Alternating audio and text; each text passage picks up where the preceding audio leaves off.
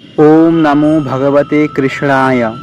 আজ আমরা হরে কৃষ্ণ মহামন্ত্রের অর্থ জানব। মন্ত্রটি হলো হরে কৃষ্ণ কৃষ্ণ কৃষ্ণ হরে হরে, হরে রাম রাম রাম হরে হরে। মন্ত্রটি মূলত তিনটি ভাগে বিভক্ত, হরে কৃষ্ণ এবং রাম। এখন আমরা প্রথম শব্দটির অর্থ জানব। প্রথমটি হলো হরে।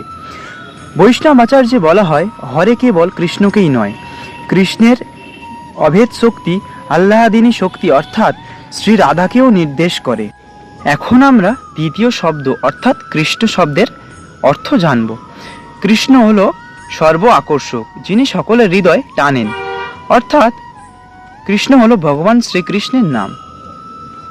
এখন আমরা শেষ অর্থাৎ রাম শব্দের অর্থ জানব। রাম হল আনন্দের আধার।